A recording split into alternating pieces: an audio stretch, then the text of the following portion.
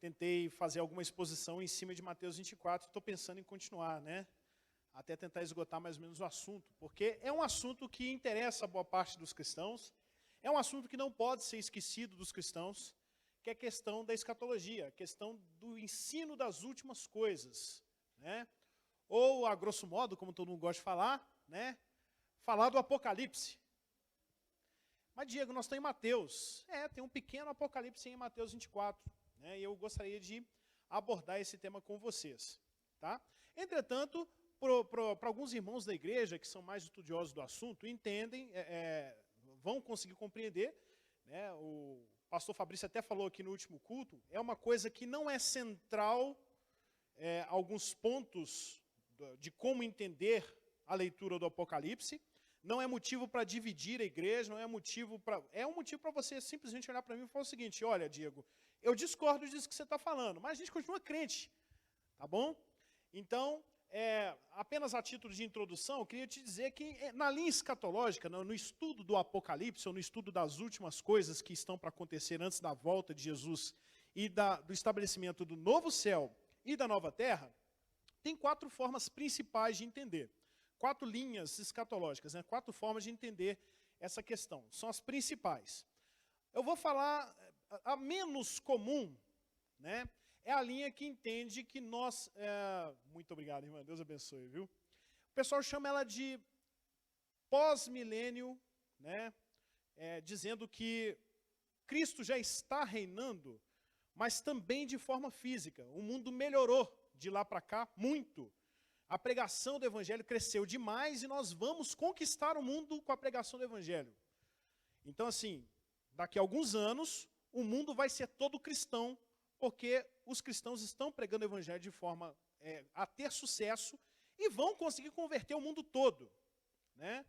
Essa linha escatológica estava em crescimento até que estourou a Primeira Guerra Mundial. Aí o pessoal chegou e olhou o seguinte: se o mundo cristão está fazendo guerra contra o mundo cristão, porque, por exemplo, a Alemanha, né, que era um dos centros da Primeira e da Segunda Guerra Mundial, é um país evangélico, luterano, né, brigando com Estados Unidos e Inglaterra, que são países anglicanos e presbiterianos, na sua grande maioria. Então, cristão fazendo guerra contra cristão. Que Cristo é esse? De que lado Cristo está nessa guerra? Aí o pessoal pegou e falou: não, então nós estamos caminhando para o lado errado com esse pensamento de que o mundo será alcançado e nós já estamos vivendo o reino físico de Cristo na terra. Não. Né? Tem outra linha que ela está em crescimento, né? Ela é muito presente nas igrejas históricas, presbiterianos, os luteranos, boa parte da igreja reformada, então, entende dessa forma, que são os amilenistas, no sentido de que Cristo não precisa voltar para fazer um reino físico na terra, né? Cristo já está reinando desde que entrou nos céus, desde que foi para a destra de Deus, já está reinando, de forma espiritual, mas já está reinando. O reino já existe, né? O que falta agora é só Jesus voltar para fazer o juízo final e novo céu e nova terra. É uma segunda linha, né? Tem uma terceira linha, que é a linha mais comum no meio da igreja brasileira, principalmente no meio das igrejas pentecostais. Assembleia de Deus, Deus é amor, Congregação Cristã do Brasil, né, que é a seguinte ideia: Jesus ainda vai voltar para poder fazer o reino na terra. Entretanto, antes que isso aconteça, o anticristo vai vir e vai trazer uma grande perseguição contra o povo judeu. Os cristãos não passariam por essa perseguição, porque antes disso acontecer, o que vai acontecer? Arrebatamento. Então, o que acontece? A igreja é tirada da terra e aí o pau quebra aqui embaixo. Porque aí o anticristo está com espaço para poder estabelecer o reino dele, e esse sofrimento não seria apto, não seria uma coisa pelo qual a igreja deveria passar. Porque ao longo do Apocalipse, isso que faz as pessoas terem medo da leitura do Apocalipse, é que ao longo do Apocalipse você vê diversas catástrofes acontecendo. Vem chuva de pedra, de granizo, de pedras mesmo. Até a descrição do Apocalipse, ela fala que algumas pedras de 35 quilos caindo do céu. Né? Você vê terremotos, terra rachando, você vê gente sendo pregado, morto, vivo na praça. Né? E aí, gente que se opôs ao anticristo. Essas pessoas, então, sendo mortas. Né? É uma leitura possível, tá? E faz com que uma conclusão, na hora de tentar encaixar os textos, obrigue a igreja a ser retirada da terra. O principal versículo usado para isso é Apocalipse 3, versículo 10, onde Deus preservaria, né, a igreja da hora da tribulação. Certo? Então a igreja seria tirada da terra num período de 7 anos. Então 7 anos a igreja ficaria no céu com o Senhor, participando de um banquete, de uma ceia, né, gozando da presença do Senhor, aproveitando da presença do Senhor, né, durante 7 anos, e depois desses 7 anos Cristo volta com a igreja, faz um reino terreno de 1000 anos, e agora sim nós temos o juízo final com o novo céu e a nova terra. Então nós temos o arrebatamento, e o arrebatamento é bíblico, tem um texto, né, afinal de contas, que fala a respeito da ressurreição dos mortos e a transformação do corpo dos vivos, para encontrar com o Senhor nos ares, e aí estamos de uma vez para sempre com o Senhor. Então tem a doutrina do arrebatamento. Onde é que está, Diego? 1 Tessalonicenses 4, a partir do versículo 18, salvo engano, do 18 ao 23, explica essas questões, que ao soar da trombeta, né, os mortos ressuscitarão primeiro, os vivos terão um corpo transformado, né? Transformado como, Diego? Olha, é uma coisa que o Paulo discute muito em 1 Coríntios 15. Não tem como a gente compreender qual que é a natureza desse corpo. Uma coisa é certa, não é mais sujeito ao pecado, não é mais sujeito à morte, não é mais sujeito às intempéries do tempo, né, às consequências do tempo. Né? Então é um corpo transformado nesse ponto, é um corpo com características sobrenaturais. Tá? Então, nesse período de 7 anos, a igreja não passa, ela é preservada da grande tribulação. Né? Entretanto, tem um quarto ponto de vista, ele é pouco explorado, porque esse terceiro ponto que eu acabei de explicar, ele cresceu tanto nos anos de 1800 e uns quebradinho para cá, que ele é majoritário na igreja. Então, mesmo sem saber explicar, você acredita que você vai ser arrebatado antes do anticristo chegar. Tá? Mas aí começou a ter divergência entre esse grupo, porque tem parte que Jesus fala, olha, eu estou avisando porque o anticristo virá e perseguirá muitos por conta do meu nome e tal. Aí, não, mas vai preservar a igreja da hora da tribulação, então parece que a igreja começa a atravessar a tribulação, mas depois ela é arrebatada no meio do caminho. Aí já começa a confundir o negócio todo. Né? Qual que é a saída que eu penso ser a mais adequada nesse ponto?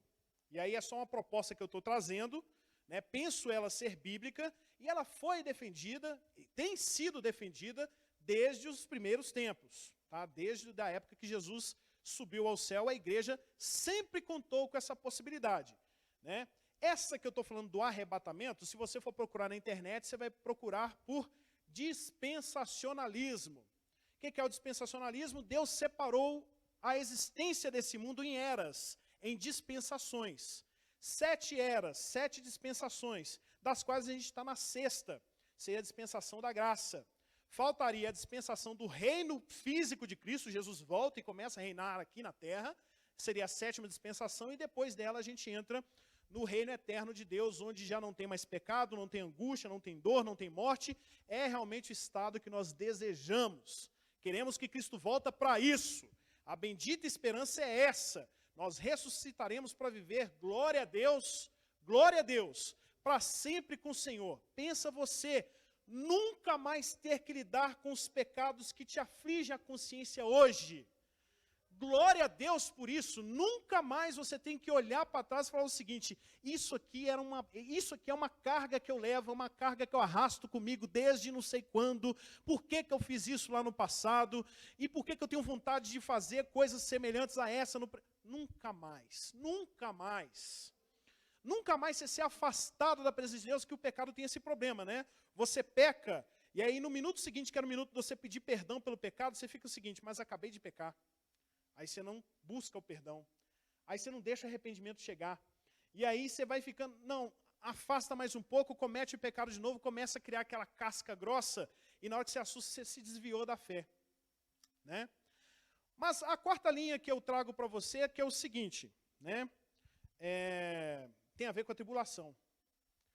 Na terceira, a igreja é livrada da tribulação pelo arrebatamento. A igreja, então, ela é tirada da terra, né, os crentes frouxos, né, os crentes sem cinto nas calças, né, que qualquer tribulaçãozinha, assim, do meu ponto de vista, né, porque a sua tribulaçãozinha é a sua tribulação, não é a minha, né? Então, qualquer situação um pouco mais apertada, complicada, você desiste da fé. Ah, Deus não me ouve, não vou orar porque não adianta, né? Essas coisas, então, vão te afastando. Esse tipo de crente, na terceira visão que eu acabei de explicar, fica na terra, não sobe no arrebatamento. Né? Aqueles cristãos só nominais que falam assim, não, eu creio em Deus, Jesus é o Filho de Deus, mas vive como se nunca tivesse sido cristão, fica também. E aí o anticristo vem e aí o pau quebra. E se essa pessoa não se voltar para Deus, ela vai se perder. Só que tem um problema nessa visão, que é o seguinte: para os crentes que ficam depois do arrebatamento, eles têm tipo como se fosse uma segunda chance. Não é? E a gente sempre pregou que não existe segunda chance. Mas depois do arrebatamento tem uma segunda chance nessa terceira visão que eu falei com você. Isso é um problema. O outro problema dela é que é o seguinte: as pessoas entendem que a salvação agora é pela graça.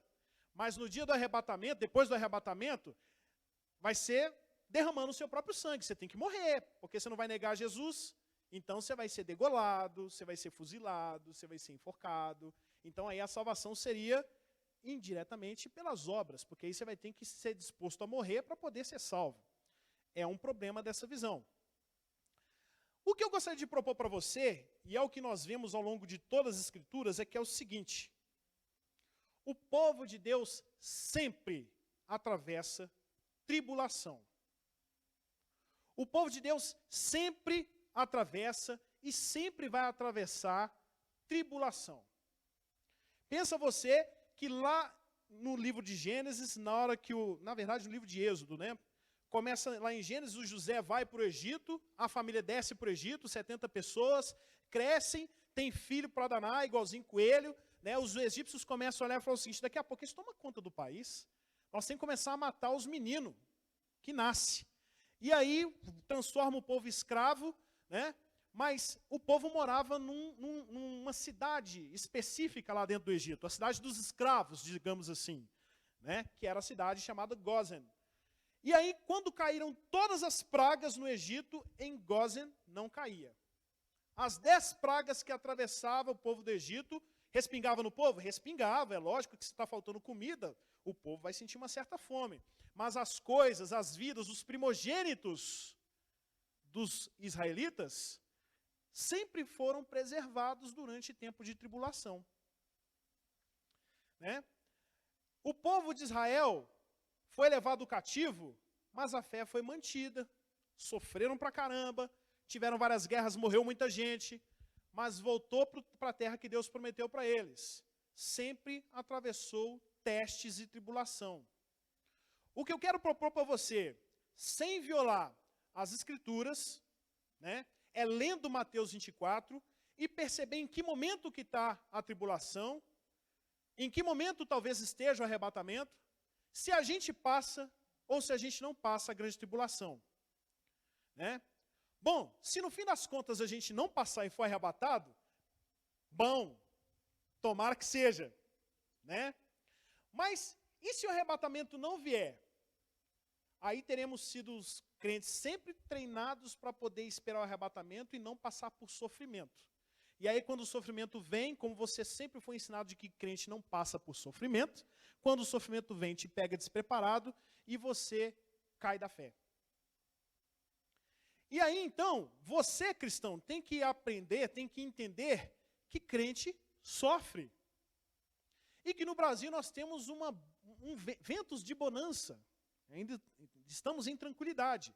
Mas a realidade de um cristão aqui no Brasil não é a realidade de um cristão lá no Irã, não é a realidade de um cristão na Índia, não é a realidade de um cristão no Timor-Leste. Esse camarada, se ele disser que ele é crente, a esposa dele é estuprada. Se ele disser que ele é crente, os filhos dele apanham na rua. Se ele disser que ele é crente, vão quebrar as pernas dele na rua. Não é ser crente no Brasil, é ser crente num lugar desses. E ele não pensa igual parte dos crentes daqui do Brasil, né, das Américas pensam. O crente europeu pensa que, Deus me ama, eu sou filho do rei, ele é o dono do ouro e da prata.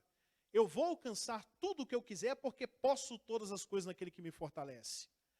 Então, o crente moderno não tem sido ensinado a respeito do sofrimento que ele tem que passar.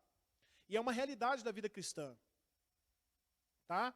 Então, dito isso, eu gostaria que você abrisse sua Bíblia então em Mateus 24, você já abriu. Eu vou ler alguns versículos aqui, nós vamos ler do versículo 4 até o versículo 25. E diz assim o texto. Jesus respondeu: cuidado, que ninguém vos engane, pois muitos virão em meu nome dizendo, eu sou o Cristo, e enganarão a muitos. Vocês ouvirão falar de guerras e rumores de guerras, mas não tenham medo. É necessário que tais coisas aconteçam, mas ainda não é o fim. Nação se levantará contra nação, e reino contra reino. Haverá fomes e terremotos em vários lugares. Tudo isso será o início das dores. Então, eles os entregarão para serem perseguidos e condenados à morte, e vocês serão odiados por todas as nações, por causa de quem? Por minha causa, por conta de Jesus. Então, quem está sendo perseguido aqui? Pessoas que creem em Jesus. Naquele tempo, muitos ficarão escandalizados, trairão e odiarão uns aos outros, e numerosos falsos profetas surgirão e enganarão a muitos. Devido ao aumento da maldade, o amor de muitos se esfriará. Eita. Mas aquele que perseverar até o fim será salvo.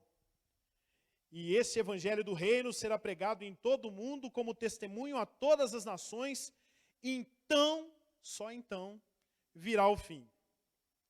15. Assim, quando vocês virem o sacrilégio terrível, ou abominação desoladora, do qual o profeta Daniel falou no lugar santo, quem lê entenda, então os que estiverem na Judéia fujam para os montes, quem estiver no telhado da sua casa não desça para tirar dela coisa alguma, quem estiver no campo não volte para pegar o seu manto. Como serão terríveis aqueles dias para as grávidas e para os que estiverem amamentando. Orem para que a fuga não aconteça no inverno nem no sábado, porque haverá então tão grande tribulação como nunca houve desde o princípio do mundo até agora, e nem jamais haverá. E se aqueles dias não fossem abreviados, ninguém sobreviveria. Mas por causa dos eleitos, aqueles dias serão abreviados. Se então alguém disser, vejam, aqui está o Cristo, ou ali está ele, não acreditem, pois aparecerão falsos cristos e falsos profetas, que realizarão grandes sinais e maravilhas para, se possível, enganar até os eleitos. Veja que eu os avisei antecipadamente. Amém? Só curva a sua cabeça. Senhor, essa é a tua palavra. Peço ao Senhor que ela nos instrua, que ela nos ensine, que ela nos prepare, que ela nos dê força, Deus, nos traga consolo, porque no fim das contas, lá no fim, o Senhor salva a tua igreja. Assim, Pai, nós cremos e esperamos ansiosamente pela volta do Senhor. Em nome de Jesus, amém. Graças a Deus. Bom, eu quero lembrar você, eu já falei disso aqui das outras vezes, você tem que ler Mateus 24 pensando numa mulher grávida. Aí ela entra no trabalho de parto, né? Então ela começa a ter as contrações espaçadas. A cada 10 minutos, a cada 8 minutos, a cada 5 minutos. Isso para a mulher do parto normal, porque do cesárea ou natural também, né? Os dois tipos de parto. Porque a cesáreo é agendado, não chega a doer, então vai para lá, a dor é depois na hora da cicatrização, né? Mas nesses dois partos naturais, na época não tinha cesárea, né? Tem que esperar na hora que começa a apertar as dores. Então vem alguns momentos de convulsão de dor.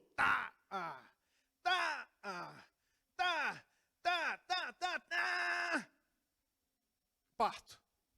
É assim que você tem que ler Mateus 24, então. É a mulher com dores de parto. Tem o princípio das dores, que são essas contrações. O que acontece no princípio das dores? Guerras, rumores de guerras, né? Fome, terremoto, né? E aí, depois vem o grande sofrimento, que as nossas Bíblias traduziu por grande tribulação. É esse momento mais intenso, onde, como da última vez que eu falei, né, a mulher não quer nem ver o menino. Né? Tira isso de mim rápido, pelo amor de Deus. Mas calma, amor, calma o quê? Tira isso de mim rápido. Falei isso da última vez que eu tive aqui. Esse é o momento do grande sofrimento. E que, no caso anterior, né, como ainda não tinha cesárea, e assim, se o neném estiver de lado, a mãe vai morrer junto com o menino, porque não vai ter saída, não vai ter canal para a criança passar. É o momento ápice, é o grande sofrimento. Mas não está perdido, sabe por quê? Porque depois do grande sofrimento, nasce a criança, motivo de alegria, renovo da vida, continuação da família. Então, quando a criança nasce, Jesus então está contando um caso semelhante a uma mulher grávida, que o resultado que ele conta lá no final, você já sabe, é quando ele volta. Se comparado à gravidez, o momento de dar à luz à criança é sofrido, mas a criança nasce. Então é um momento de júbilo, é um momento de felicidade para os pais. Né? O momento de júbilo do cristão é passar por todas essas fases de sofrimento, até que, por fim, Jesus volta. E esse é o parto que a igreja está esperando, ansiosamente.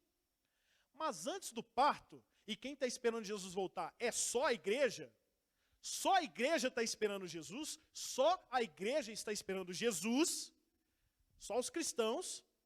Então quem é que tem que sentir as dores do parto? É a igreja, são os cristãos. Então, vai ter período de aperto? Vai. Aí depois vai ter período de descanso. Aí depois aperto? Descanso. Diminui o período, começa a apertar a lei, começa a apertar o jeito como trata os cristãos, começa a liberar coisas que os cristãos detestam, começa a proibir coisas que os cristãos amam. E aí daí a pouco, grande sofrimento contínuo e ininterrupto, onde agora sim já começam essas questões de a sua vida correr risco pela sua fé. Temos então estabelecida a grande tribulação, o grande sofrimento antes do parto, que quem está esperando é a igreja. Quem está gestando a volta de Cristo, essa mulher grávida, digamos assim, né, é a igreja de Cristo. Ah, mas Jesus vai nascer da igreja, não é isso que eu quero dizer. Quem tem que esperar esse sofrimento, quem está aguardando essa esperança, é a igreja. Então, de certa forma, tomara que quem crê no arrebatamento antes do sofrimento esteja certo para a gente não atravessar. Mas tem um ditado militar que é o seguinte: enquanto você está em paz, prepare-se para a guerra. Mar calmo não faz bons velejadores, não faz bons marinheiros. É no meio da tempestade ruim, que o barco está quase virando, que você aprende que, não, esse vento aqui, eu tenho que virar a vela para lá, porque senão, se você só veleja em mar calmo, na hora que o vento bater é diferente, e o barco estiver para virar, você põe a mão na cabeça e faz, e agora? E o barco vira, você cai no mar e perde-se uma vida. Então é nos momentos de crise que você aprende a lidar com a crise. É preciso passar por momentos de crise para que você seja aperfeiçoado. E uma coisa que a igreja brasileira não está aperfeiçoada é em lidar com as possibilidades de sofrimento. E principalmente com as possibilidades de sofrimento agudo, agudíssimo. A gente perde parente, às vezes, para o crime, perde parente para a doença. E o cristão menos arraigado, é lógico que a emoção do momento, ela é entendível. Mas essa emoção do momento da perda de um ente querido, ela não pode superar a sua capacidade de compreender que Deus é soberano e que a Ele pertencem todas as vidas, dos crentes e dos descrentes. E não é porque você é crente que a sua família está livre de ser alvo de crimes, de ser alvo de injustiça, de ser alvo de doença, que às vezes leva um parente seu. E muita gente perde a fé nesse momento. Se Deus existe, por que isso aconteceu comigo? Sabe por que esse pensamento existe? Porque você não se preparou para entender que a igreja está gestando a volta de Cristo. E que períodos de sofrimento são períodos de aperfeiçoamento para o cristão. E que só tem um caminho para o crente passar o sofrimento e chegar vivo no final. Nem que não chegue vivo no final, né? Mas que ele chegue à vida eterna no final. Né? É perseverança. Insistência. É você manter o pé ali, que a persistência, a perseverança é isso. Eu botei o pé aqui, ninguém me tira. Empurra para lá, empurra para cá, é meu, você quer terreno conquistado. Eu já cheguei aqui, daqui eu não arredo o pé para trás. Não, mas é mais para frente, para trás não. Né? Tem um coach aí na internet que ele fala o seguinte, para trás nem se for para pegar impulso. Você não cede espaço, é perseverança. Eu vou manter a minha fé aqui nem que eu morra. Nem que eu morra. Eu morro com o pé aqui. Só me tiram daqui por cima do meu próprio cadáver. Né? Mas é para você esperar mesmo você virar cadáver. Será que a sua fé resiste a uma ameaça de morte? Será que a sua fé resiste? Porque eu também fui no máximo, né? Ou melhor, nem é máximo. Porque é o seguinte, eu acho que pior do que morrer é ver a família morrer. Né? Para um pai de família, é ver a sua esposa, a sua filha serem estuprados na cara dele e ele não poder fazer nada, e depois matar isso na frente deles. Em que você acha que a igreja moderna é melhor do que a igreja primitiva que passou por tudo isso? A igreja primitiva passou por tudo isso. Do pai ter que ver os leões comerem os filhos. De pegar os cristãos, amarrar numa estaca, passar betume neles e botar fogo lá e eles ser uma tocha humana. A sua fé resiste a isso? Se eles passaram, por que nós não deveríamos contar com a possibilidade de passar também? É um momento, é uma palavra para você analisar a estrutura da sua fé. Em que ela está arraigada? É em ter carro, é em ter casa, é em ter bom emprego? Ou mesmo não tendo nada disso e passando até fome, quem sabe, por conta da sua fé e não por conta da preguiça ou por conta de outras questões, né? E mesmo passando por tudo isso, você ainda fala o seguinte, no fim das contas eu ainda vou ver, o Jó falou isso, no fim das contas, com esses olhos eu vou ver o meu Redentor. Pô, se o camarada vai morrer, como é que ele vai ver Deus com esses próprios olhos? Ele acreditava que no fim das contas Deus ia ressuscitar os justos, para viver para sempre com Deus. Ou seja, a nossa esperança não está nesse mundo, e o Paulo fala lá em Coríntios, se a nossa esperança está apenas nessa vida, pobre de nós. Porque a nossa esperança está depois dessa vida. É lógico, ninguém está a fim de sofrer, ninguém quer passar por sofrimento. Mas, olha, Jesus falou lá no versículo 25, estou avisando antes. Estou avisando com antecedência, para você não ser pego de surpresa. E aí no final do capítulo ele pega e dá uma figura e fala o seguinte, olha, se todo morador da casa soubesse que hora que vem o ladrão, ele ficaria acordado para esperar o ladrão e não deixar o ladrão entrar em casa. Então fique esperto. Porque o dia do Senhor está vindo como um ladrão a qualquer momento. E aí no capítulo 25, tem lá a simulação também, fala a respeito do casamento, né, das bodas, onde 10 virgens estão aguardando o noivo, aí parte delas dorme, acaba o óleo delas, né, elas têm que sair para poder comprar, e aí o noivo vem, entra na casa e, tá vendo, está cheio de figuras ali demonstrando a respeito da volta do Senhor, exigindo de você estar preparado.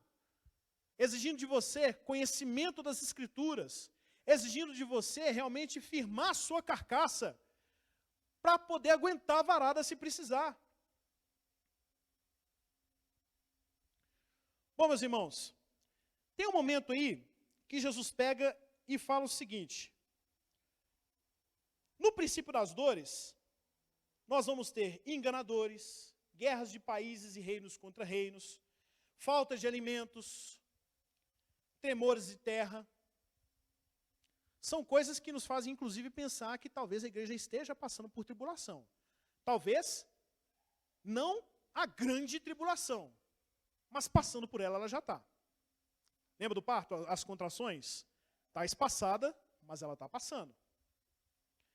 Mas aí, quando chega no versículo 9, você começa a ver, então, a descrição do grande sofrimento, da grande tribulação. E aí, o que acontece? por causa do nome de Cristo, que está lá no versículo 9, as pessoas são presas, são torturadas e morrem. E às vezes quem vai entregar o esconderijo desse crente que está fugindo é outro crente. Fala, cadê o resto? Senão vou matar sua esposa e sua filha. Está tudo ali, ó, está tudo ali, ó. Tá, mas aí no final das contas vai morrer todo mundo. Né? É gente escandalizando, é gente falando o seguinte, não, se Deus existisse, isso não aconteceria com o povo de Deus.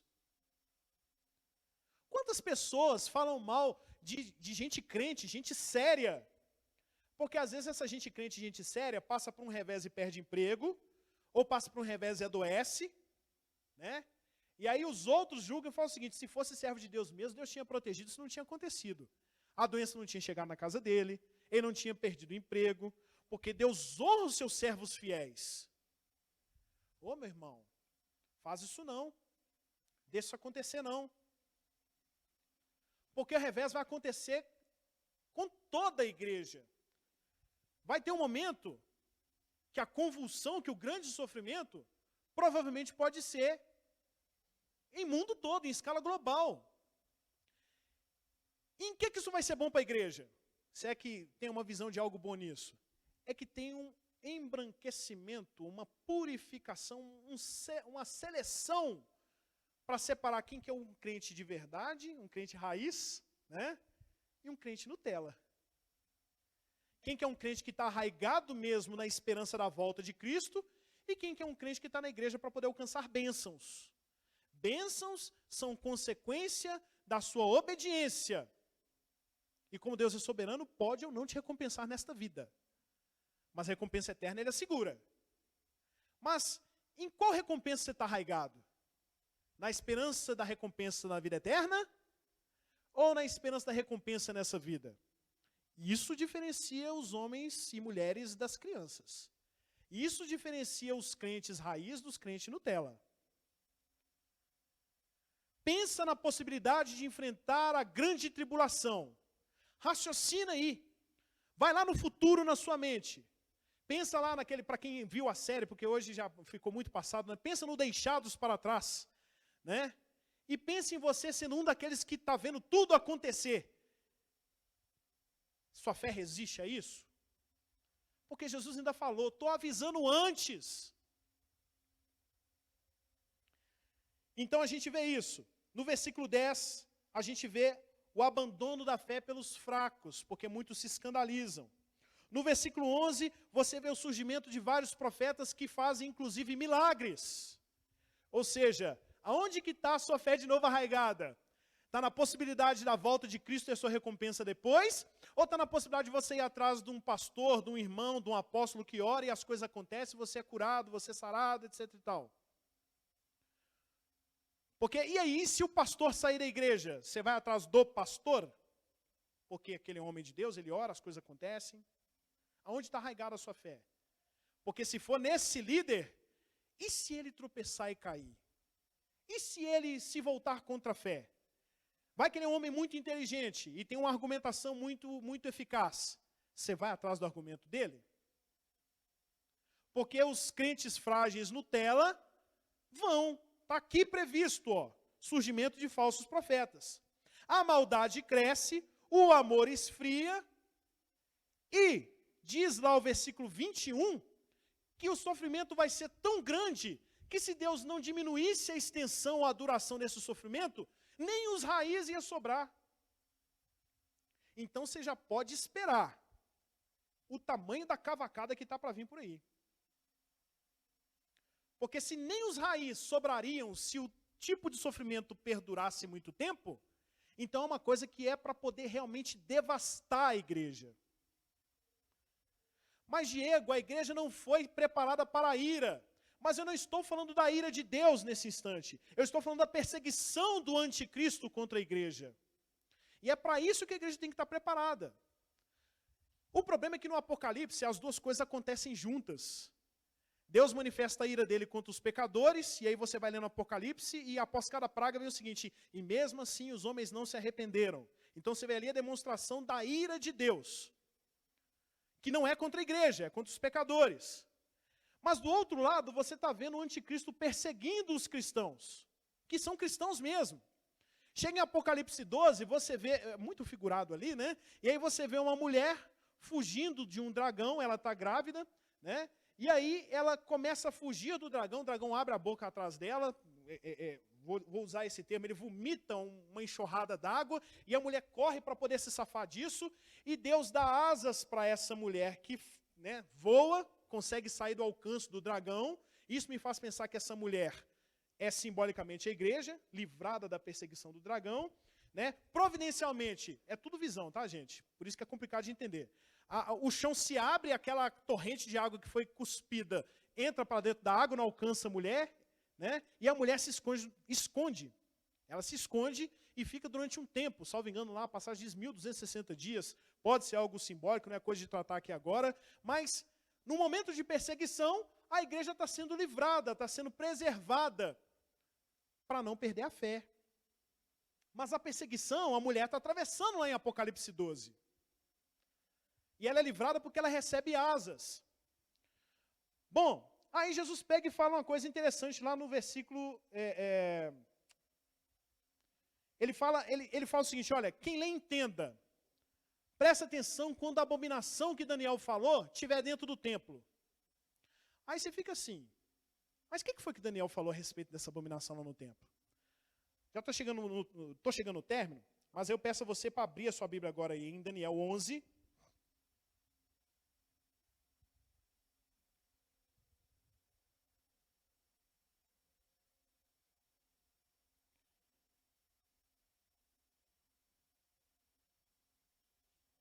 Nós vamos ler a partir do versículo 29.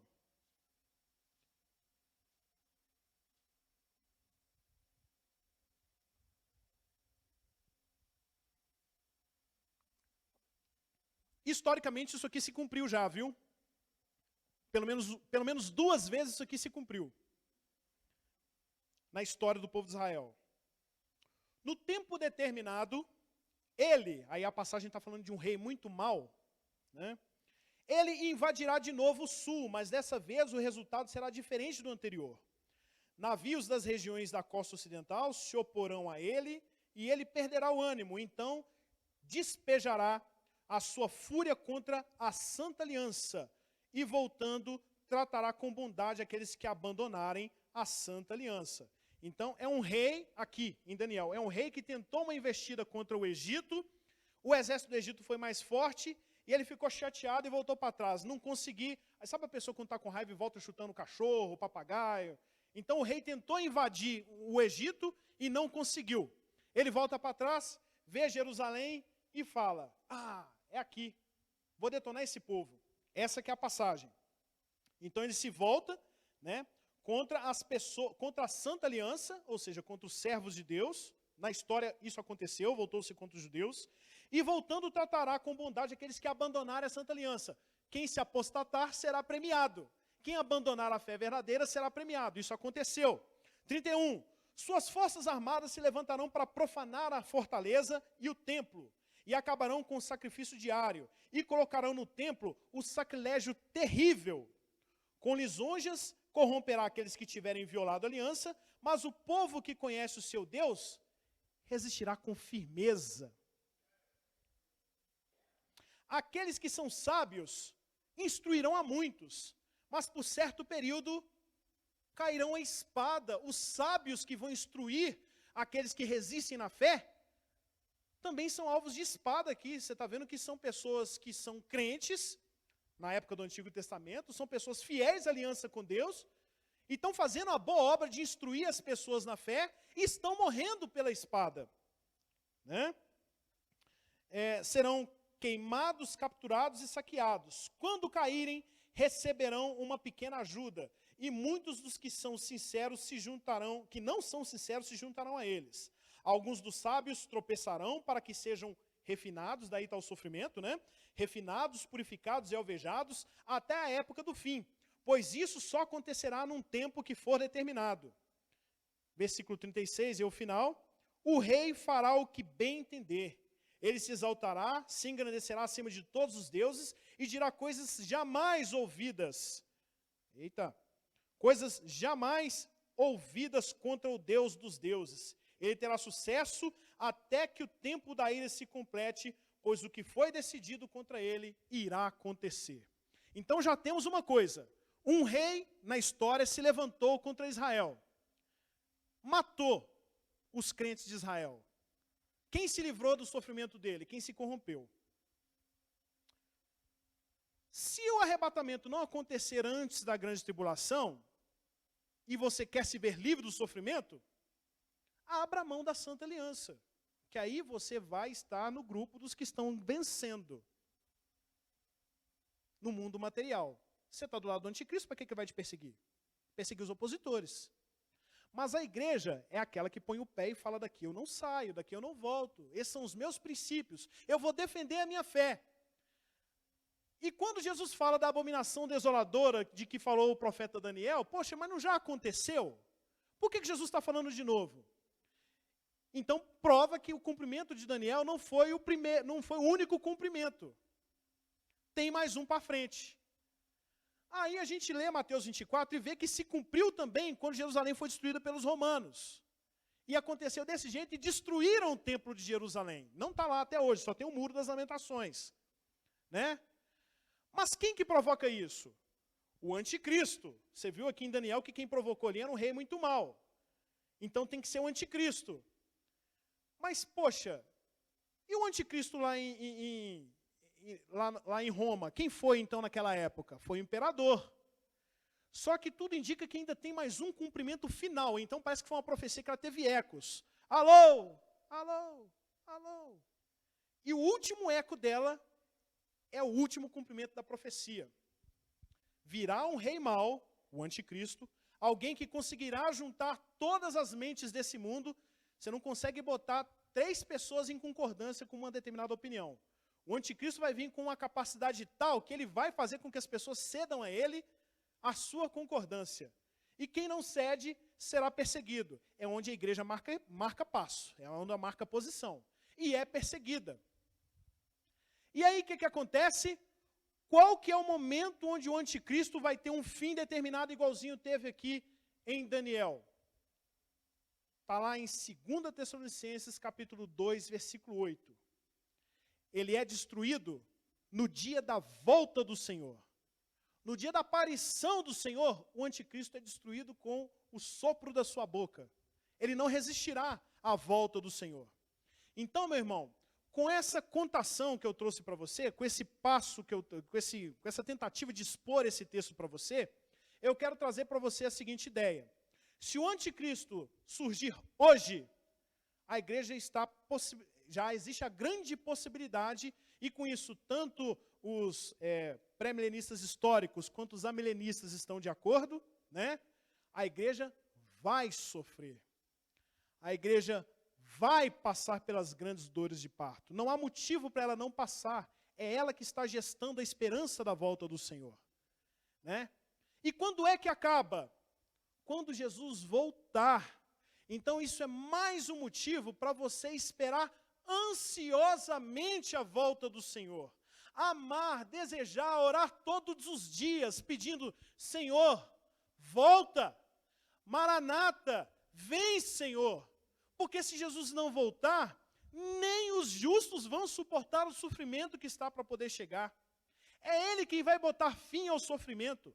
É a volta dEle que vai revelar aqueles que nós realmente seremos. Seremos iguais a Ele, teremos corpo igual ao dEle, pensaremos como Ele, amaremos a lei de Deus como Ele, amaremos o próximo como Ele, estaremos para sempre afastados do pecado. Se eu não desejar a volta do Senhor, isso não acontece.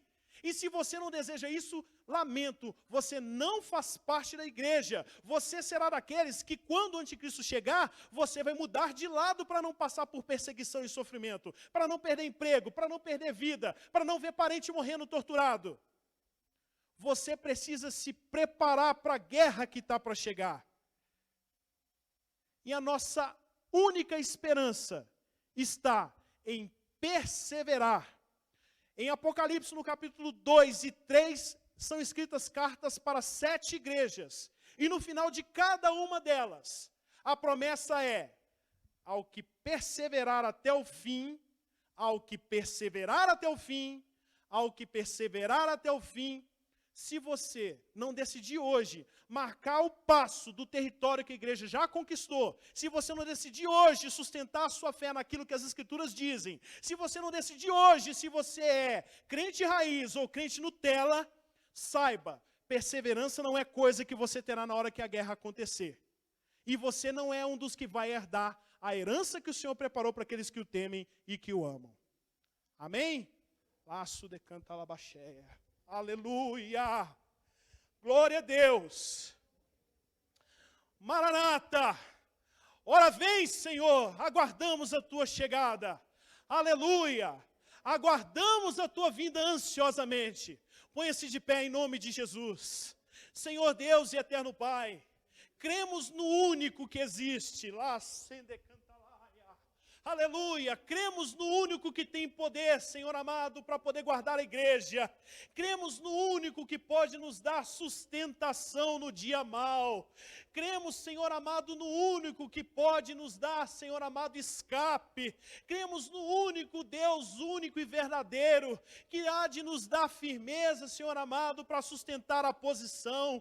Pedimos a Ti, ó Pai, aprofunda nossas raízes. Permita-nos, Senhor amado, produzir frutos que demonstrem o verdadeiro arrependimento que nós tivemos, a verdadeira salvação que alcançamos. Deus, ajuda-nos na nossa falta de fé. Senhor, te pedimos, prepara-nos, ó Pai amado, para o encontro contigo. Para o mundo é dia de tristeza, para nós é o dia da esperança. Aguardamos ansiosamente a vinda do Senhor, ó Pai. Te pedimos, dá-nos força, mostra onde estamos errando, mostra, Senhor amado, onde está o nosso pecado, para que venha o avivamento. Mostra, Deus amado, onde está a nossa falha, aonde a gente tem sido raso, aonde a gente tem sido fraco, em que temos crido errado. Deus, em nome de Jesus Cristo, corrige nossa posição, aquilo que nem a gente está sabendo que está fazendo de errado. Deus, mostra para nós, revela para a tua igreja, Deus, o caminho para qual ela deve andar, porque é povo escolhido teu, é povo eleito teu, e no final os que perseverarem serão salvos, Deus, e nós cremos nisso porque é a tua palavra, é a tua profecia, Senhor Jesus, é a predição do que certamente vai acontecer. Deus, colocamos nossas mentes cativas diante do altar do Senhor, colocamos nossos corpos à tua disposição, Senhor, colocamos nosso intelecto, nosso raciocínio, e cremos no teu poder para nos livrar do momento da tribulação. Mas te pedimos, sustenta a nossa fé, Pai, que ela não esteja fixada nos bens materiais, no nosso conforto, no luxo, que ela não esteja fixada nas nossas decisões políticas, na nossa preferência ideológica, mas que ela esteja centrada no Senhor. Deus amado, te pedimos, restaura a tua igreja, prepara a tua igreja para o encontro contigo, porque estamos ansiosos para o encontro final contigo. Em nome de Jesus, Espírito Santo, dedicamos ao Senhor nossas vidas e te pedimos, dá-nos a perseverança até o fim. É assim que te pedimos e agradecemos, em nome de Jesus. Glória a Deus, eu agradeço a oportunidade em nome de Jesus.